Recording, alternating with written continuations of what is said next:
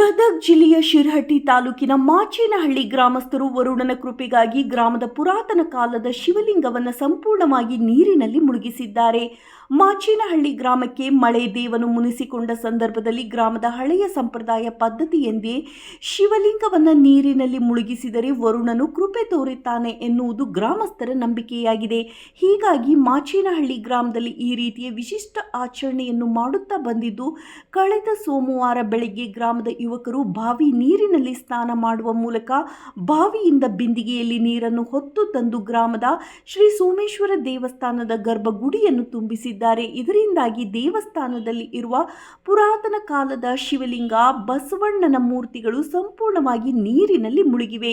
ಗ್ರಾಮಸ್ಥರು ದೇವಸ್ಥಾನದಲ್ಲಿ ದೀಪ ಬೆಳಗಿಸುವ ಮೂಲಕ ಜೋಗಮ್ಮರು, ಮುತ್ತೈದೆಯರು, ಸಕಲ ಭಕ್ತರ ನೇತೃತ್ವದಲ್ಲಿ ವಿಶೇಷ ಪೂಜೆಯನ್ನು ನೆರವೇರಿಸಿ ಗ್ರಾಮಕ್ಕೆ ಆವರಿಸಿದ ಬರಗಾಲದ ಛಾಯೆ ದೂರವಾಗುವ ಮೂಲಕ ಮಳೆ ಬೆಳೆಗಳು ಸಮೃದ್ಧಿಯಾಗಿ ಸಮಸ್ತ ಅನ್ನದಾತರಿಗೆ ಒಳಿತಾಗಲಿ ಎಂದು ದೇವರಲ್ಲಿ ಪ್ರಾರ್ಥಿಸಿದ್ದಾರೆ.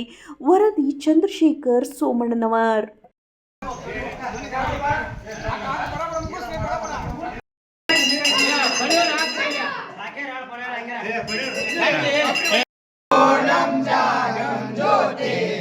ನಿರ್ಮಲವಾದ ಮನವೇ ಕರ್ಪೂರದಾರುತಿ, ಜಾಗಂ ಜ್ಯೋತಿ ನಿರ್ಮಲವಾದ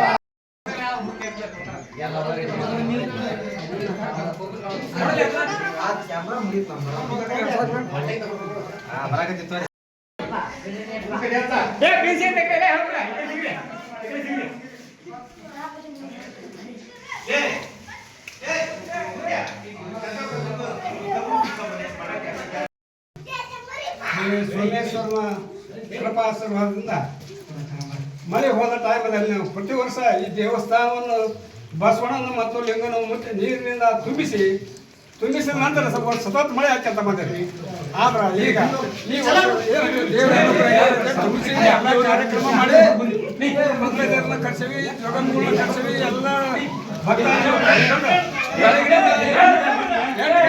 ಇಲ್ಲಿವರೆಗೆ ನೀರು ಹೊತ್ತು 2 ಅಂಕಣವನ್ನು ನೀರು ತುಂಬಿಸಿಕೊಂಡು ಆ ಭಕ್ತರಲ್ಲಿ ಎಲ್ಲರೂ ಕೈ ಮುಗಿ ಬೇಡಿಕೊಳ್ಳುತ್ತೇವೆ. ಆದಷ್ಟು ಬೇಗನೆ ಮಳೆ ಆಗ್ಬೇಕಂತ ಮತ್ತು ಅದರಿಂದ ಯಾವಾಗಲೂ ನಮಗೆ ಆಶೀರ್ವಾದ ಮಾಡ್ಕೊಂತ ಬಂದಾನ. ಯಾವಾಗ ಗುಡಿ ತುಂಬಿಸ್ತೀವಿ ಮಳೆ ಟೈಮ್ದಾಗ ಆ ಮಳೆ ನಮಗೆ ಆಗೈತಿ ಆ ಗುಡಿಯಿಂದ. ಯಾಕಂದ್ರೆ ಒಳಗೊಂದು ಗುಡಿ ಒಳಗೆ ಒಂದು ಸಣ್ಣ ಬಾವಿ ಐತಿ. ಆ ಬಾವಿ ತುಂಬ್ತೀವಿ ಅಂದ್ರೆ ಮಳೆಗೆ ಅಗ್ದಿ ಗ್ಯಾರಂಟಿ ಇದೆ, ಬರೆದಿಟ್ಟಿದ್ದ ಈಗ. ಅದಕ್ಕೆ ಎಲ್ಲರೂ ಇದ್ರ ಬಗ್ಗೆ ಈಶ್ವರನ ಬಗ್ಗೆ ಕಾಳಜಿ ವಹಿಸಿ ಎಲ್ಲರೂ ತಮ್ಮ ತನುಮನ ಧನಗಳನ್ನ ಅಲ್ಲಿಂದ ಇಲ್ಲಿವರೆಗೆ ಪ್ರಯತ್ನ ಮಾಡಿ ಈ ಲಿಂಗವನ್ನು ತುಂಬಿಸಿರಲ್ಲ. ನಿಮ್ಮ ಎಲ್ಲರಿಗೂ ಧನ್ಯವಾದಗಳು. ಶ್ರೀ ಸೋಮೇಶ್ವರ ನಿಮ್ಮ ಕೃಪಾ ಆಶೀರ್ವಾದ ಇಲ್ಲ.